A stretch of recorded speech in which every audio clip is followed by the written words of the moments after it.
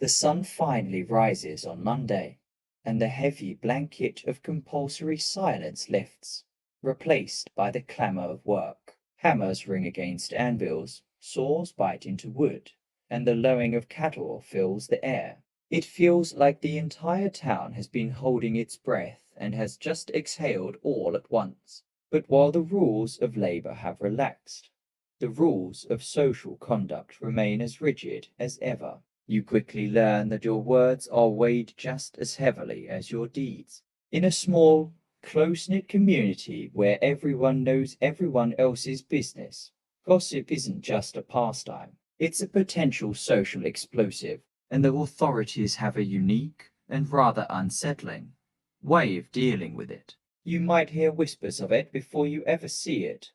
The scold's bridle, also known as a brank.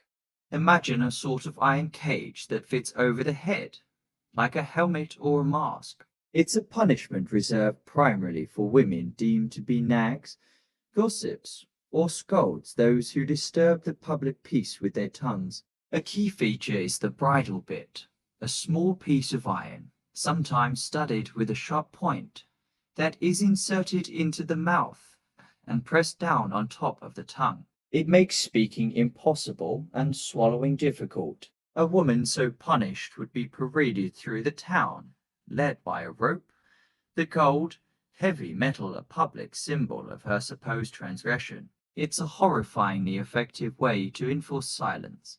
Historians debate whether these bridles were a common, everyday tool of justice or a form of shock and/or punishment, used only in the most extreme cases to make an example of someone. Either way, the message was clear. A quiet tongue keeps your head out of an iron cage. This obsession with controlling speech naturally extends to the most dangerous and gossip-worthy topic of all, courtship. Here, there is no casual dating. Romance is a serious, structured, and very public negotiation between families. A young man doesn't simply ask a young woman to go out. He must first receive permission from her father to formally pay his addresses. This is a formal process, a prelude to a potential marriage that will bind not just two people, but two family fortunes and reputations. Privacy, as you understand it, is a non-existent luxury. But this created a practical problem. How could a young couple possibly get to know each other, to see if they were even compatible, under the constant, watchful eyes of their parents and the entire town?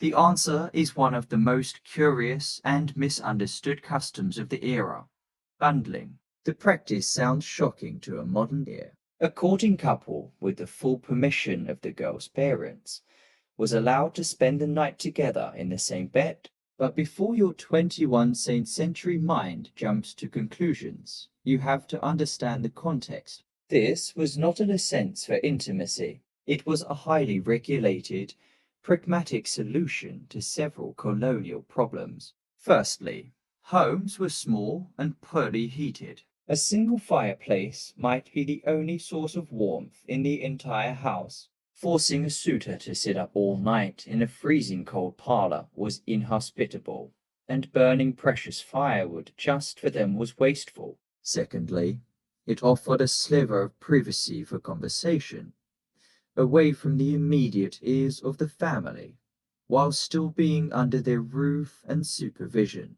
So, you might find yourself watching as a young woman's parents prepare the guest bed for her suitor. The couple is expected to remain fully clothed, sometimes even wearing their heavy outer coats. The real genius, or perhaps the most optimistic bit of engineering, was the bundling board. This was a long, solid plank of wood that was placed firmly down the middle of the bed, creating a literal and symbolic barrier between the two. In other cases, the young woman might have her legs sewn into a large sack or stocking, effectively immobilizing her from the waist down. It's a strange mix of trust and profound mistrust. A system that says, we permit you to be near each other, but we will make any sort of untoward contact as awkward as physically possible. It was the colonial equivalent of leaving the door open 6 inches, but with more splinters. Of course, human nature being what it is, bundling boards and sewing sacks were not foolproof. Court records from the period are filled with cases of premarital pregnancies, and Jonathan Edwards, the famous fire and brimstone preacher, would later launch fierce crusades against the practice, decrying it for leading the youth into temptation. The practice highlights a core tension in colonial life, the constant battle between rigid moral ideals and the messy, practical realities of everyday living. It was a world where you could be put in the stocks for kissing your wife on a Sunday, but also tucked into bed with your fiancé on a Monday,